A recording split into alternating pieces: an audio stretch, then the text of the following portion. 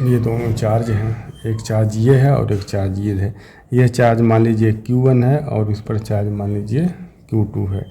तो अब इन चार्जेज के बीच जो लगने वाला फोर्स होता है वो डिपेंड करता है कि इनके बीच कौन सा मीडियम है। इनके बीच जो मीडियम होता है उस मीडियम की परमिटिविटी होती है, तो उस मीडियम की परमिटिविटी पर डिपेंड करता है। और जो इसके बीच जो लगने वाला फोर्स होता है वो इन्वर्सली प्रोपोर्शनल होता है मीडियम की परमिटिविटी के। अगर किसी मीडियम का परमिटिविटी ज़्यादा है तो फोर्स कम हो जाएगा, इन्वर्सली प्रोपोर्शनल है। देखिए, अगर ये एप्सिलॉन m मीन्स मीडियम की परमिटिविटी अगर ज़्यादा है, अधिक है, तो फोर्स कम हो जाएगा। और मीडियम की परमिटिविटी अगर कम है, अगर किसी मीडियम की परमिटिविटी अगर ज़्यादा है, ये अगर ज़्यादा होगा तो ये कम होगा, और ये कम होगा तो ये ज़्यादा होगा। अगर दोनों चार्जेस के बीच जो मीडियम है उस मीडियम की परमिटिविटी अगर ज़्यादा है तो फोर्स कम हो जाएगा, और मीडियम के बीच परमिटिविटी अगर कम है तो फोर्स ज़्यादा हो जाएगा। ये जो परमिटिविटी होती है दोनों मीडियम के बीच, ये मान लीजिए ये चार्ज है, ये मान लीजिए पॉइंट चार्ज है, दोनों मीडियम के बीच में, दोनों चार्जेस के बीच में ये दो मीडियम है, इसकी परमिटिविटी है। तो ये मीडियम करता ये है कि यहाँ से जो निकलने वाली जो लाइन ऑफ फोर्स है, यहाँ से निकल करके जो यहाँ लाइन ऑफ फोर्स जो जा रही है, तो लाइन ऑफ जितनी ज़्यादा लाइन ऑफ फोर्स यहाँ से निकल करके यहाँ जाएगी उतने ही ज़्यादा दोनों के बीच फोर्स लगेगा। फोर्स लगाने का काम लाइन ऑफ फोर्स कर रहा है। अगर लाइन ऑफ फोर्स कम होगा तो फोर्स कम होगा, लाइन ऑफ फोर्स अगर ज़्यादा होगा तो फोर्स ज़्यादा होगा। तो अब यहाँ से निकल करके यहाँ जो लाइन ऑफ फोर्स जा रही है, तो ये किसके बीच जो मीडियम है, ये मीडियम कुछ लाइन ऑफ फोर्स को अपने अंदर एब्जॉर्ब कर ले रही है, परमिट कर ले रही है। तो जब कुछ लाइन ऑफ फोर्स को अपने अंदर एब्जॉर्ब कर लेगी, परमिट कर लेगी, तो यहाँ से यहाँ जाने वाला लाइन ऑफ फोर्स की जो संख्या है वो घट जाएगी। तो जब लाइन ऑफ फोर्स यहाँ से यहाँ आने वाला घट जाएगा, ये मीडियम एब्जॉर्ब कर लेगा, अपने अंदर परमिट कर लेगा, तो यहाँ से यहाँ आने वाली लाइन ऑफ फोर्स घट जाएगी। जब लाइन ऑफ फोर्स घट जाएगी तो इन दोनों के बीच लगने वाला फोर्स घट जाएगा। और यहाँ से यहाँ पहुँचने वाला लाइन ऑफ फोर्स अगर मैक्सिमम होगा तो दोनों के बीच लगने वाला फोर्स मैक्सिमम होगा। तो परमिटिविटी जो होती है वो यहाँ से यहाँ जो लाइन ऑफ फोर्स जा रही है उसको अपने अंदर एब्जॉर्ब करने की जो कैपेसिटी होती है मीडियम की, वही उसकी परमिटिविटी होती है। तो ये एप्सिलॉन m जो है ये मीडियम की परमिटिविटी है।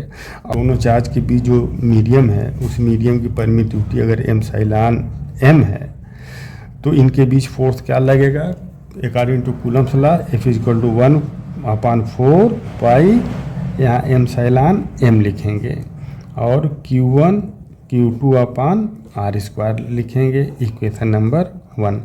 अब इन दोनों चार्जेस के बीच अगर फ्री स्पेस हो, कोई मीडियम ना हो, वैक्यूम हो या फ्री स्पेस हो, तो उस केस में फ्री स्पेस की परमिटिविटी को हम लिखते हैं एप्सिलॉन नॉट लिखते हैं। फ्री स्पेस की परमिटिविटी को हम लिखते हैं, फ्री स्पेस परमिटिविटी को हम लिखते हैं एप्सिलॉन नॉट लिखते हैं।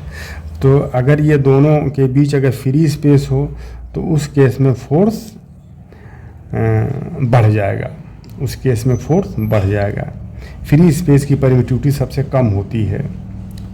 तो अगर दोनों मीडियम के बीच जो मीडियम है अगर वो फ्री स्पेस है तो उस केस में दोनों के बीच का फोर्स अगर मान लीजिए F0 लग रहा है तो हम लिखेंगे F0 इक्वल टू 1/4 पाई। अब एप्सिलॉन नॉट लिखेंगे। क्यों एप्सिलॉन नॉट लिखेंगे? क्योंकि फ्री स्पेस की परमिटिविटी को हम एप्सिलॉन नॉट लिखते हैं। अब ये हो जाएगा 1/4 pi epsilon not Q1 Q2/r²। अब इन दोनों को हम डिवाइड कर दें तो F/F0 equal to 1/4 pi epsilon m Q1 Q2/r² और अपान 1/4 pi epsilon not Q1 Q2/r²। अब देखिए Q1 Q2/r² से Q1 Q2/r² कट गया, ये 1/4 पाई एप्सिलॉन नॉट से 1/4 पाई एप्सिलॉन कट गया। तो F/F0 इक्वल टू हो जाएगा 1/एप्सिलॉन m और अपान 1/ε0। तो ये हो जाएगा ε0 ऊपर हो जाएगा और अपन ε0m ये डिनोमिनेटर हो जाएगा, ये न्यूमरेटर हो जाएगा। तो अब इसका मतलब ये हुआ कि F/F0 इक्वल टू हो जाएगा ε0/ε0m। ये इसका रिलेशन होता है। अब देख लीजिए ये F क्या है, ये जो फोर्स F है ये कब है, ये तब है जब दोनों चार्ज के बीच एक ऐसा मीडियम हो जिसकी परमिटिविटी एप्सिलॉन m हो। तो अब दोनों के बीच लगने वाला फोर्स, जब इसकी परमिटिविटी कोई ऐसा मटेरियल हो, दोनों चार्ज के बीच कोई ऐसा मटेरियल हो इसकी परमिटिविटी एप्सिलॉन m हो, तो मान लीजिए उस केस में दोनों चार्जेस के बीच लगने वाला फोर्स मैं Fm कर लूँ, यहाँ भी मैं Fm कर लूँ। तो ये Fm क्या है, ये Fm दोनों चार्जों के बीच लगने वाला फोर्स, जबकि दोनों चार्जेस के बीच एक ऐसा मटेरियल रखा गया है जिसकी परमिटिविटी एप्सिलॉन m है, ये एप्सिलॉन m है m। और F0 क्या है, F0 वो फोर्स है जब दोनों चार्ज के बीच फ्री स्पेस हो जिसकी परमिटिविटी ε0 है। तो ये इसका रिलेशन होता है। तो मतलब ये कि ये जो फोर्स है और ये परमिटिविटी, ये दोनों का रेशियो देखिए अपोजिट है। Fm/Fo equal to Fm/F0 equal to ε0/ε0m। तो अब यहाँ से आप देखिए, अब ये सीधा ये रिलेशन निकल रहा है कि फोर्स जो होता है वो इन्वर्सली प्रोपोर्शनल होता है किसके, परमिटिविटी के। फोर्स इन्वर्सली प्रोपोर्शनल होता है परमिटिविटी के। यहाँ देखिए Fm ऊपर है और F0 नीचे है, तो यहाँ ε0 ऊपर है और εm नीचे है। तो ये फोर्स परमिटिविटी के अपोजिट हो गया।